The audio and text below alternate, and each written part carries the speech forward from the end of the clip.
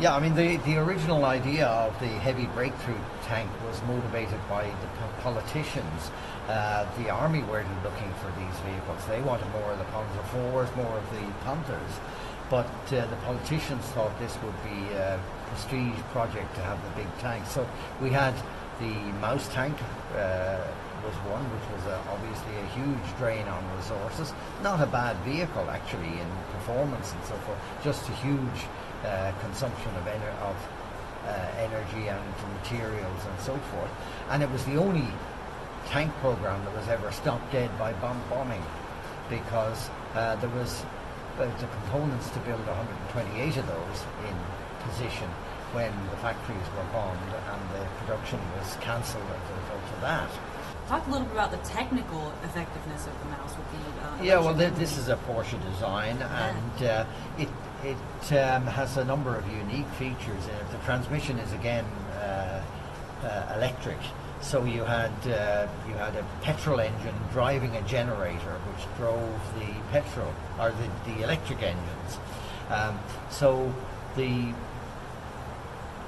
combination of those was actually very good, and there's this famous example where during testing in Wiblingen, one of the MAUS prototypes strayed into an area that was forbidden for tanks and sank in a bog right up to the top of the hull, and to get that out, basically all that needed to be done was for a group of soldiers to come in and dig all the mud away from around the vehicle, and then by applying the torque of the electric engines in a very slow fashion, it hauled itself out of the mud. There's no other vehicle would have done that.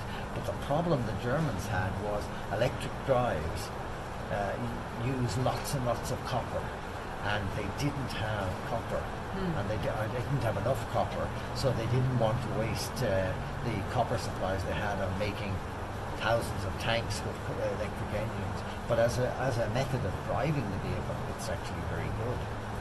And as we see now, electric things are coming back at a hell of a pace. So what are some of the, because I know that you've written extensively on this vehicle and then on the surrounding projects, what are some of the best books that you recommend of yours so that people can learn a little bit more about it? Well, in the PanzerTalks series, we did one single book on the, just on the MAUS, and very fortunately, a friend of mine in Germany had rescued a huge consignment of the drawings for the MAUS project. So for the book, well, obviously one had measurements and so forth coming out of the example in Kubinka, but that was only a test vehicle. What we had was the drawings with the markings on them showing that this is the hatch type to be used in vehicle number 6 and from then on, and this is the gun sight for vehicle number 12.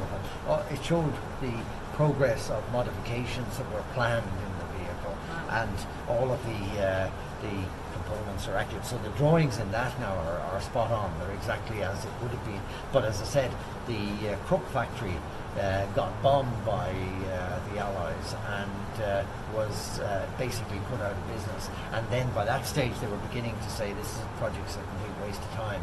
Now again, they weren't going to waste things because they looked at the number of turrets that were already completed, and they had a plan to complete those turrets and mount them on bunkers. So they were going to build concrete bunkers with MAUS turrets on them. Wow. For the ones that already existed. But the project just died, and probably just as well, because it was consuming a lot of resources. So another thing that you see around and that I've seen in your drawings are the E-Series tanks. Yes. Yeah. Well, the E-Series was an experimental series of designs.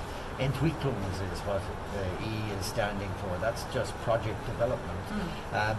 So they were exploring things that they might do in a new series of tanks, but they hadn't ordered this new series of tanks. So the E-Series, again, they had a range of them running from E10, I think they even had an E5, E10, E20, and so on up to explore them. They were looking at things like different engine combinations. They were looking at making a power pack that you would mount at the rear of the vehicle that you would dismount. They were looking at different types of suspension. For example, the E10 was designed as a Jagdpanzer, and it had the most novel of suspensions in that it could sit down on the ground, drop its suspension onto the ground, and be only 1.2 meters high on the ground. But these were all nice theories that they were examining. You had ones based on the size of vehicle of a Panther, but really nothing to do with it.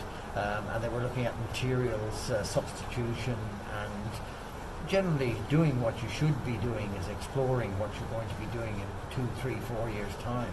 They were not projects that were coming online. The E100 is a what would you call it, a camouflage term, because you had the MAUS, but alongside the MAUS you had there was a very heavy version of the King Tiger, and that was I've forgotten what the name was going to be, but it was something Tiger at any rate. But this was then changed. The designation was changed to E100. But that was just to make it sound like a new vehicle. In fact, it was the Super Tiger that had been in design in competition with the MAUS, and it was coming not from the Porsche design team, it was coming from the design team at Krupp.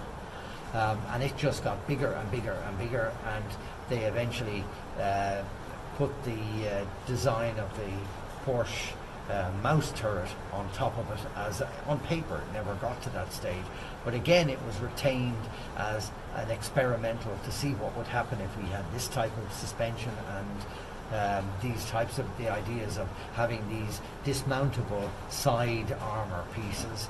The suspension was Bellevue washer suspension, so it was these conical washers that compressed. So a completely new type of suspension for the Germans, but they were looking for ways of getting the suspension off and out of the hull rather than with the torsion bars.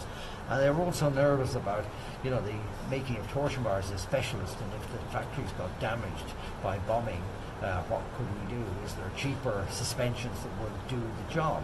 So the more practical projects, but nothing ever came of them, were designs for the Panther with leaf springs. In substitution for the torsion bars. But again, these were just ideas that they were working on, not real vehicles.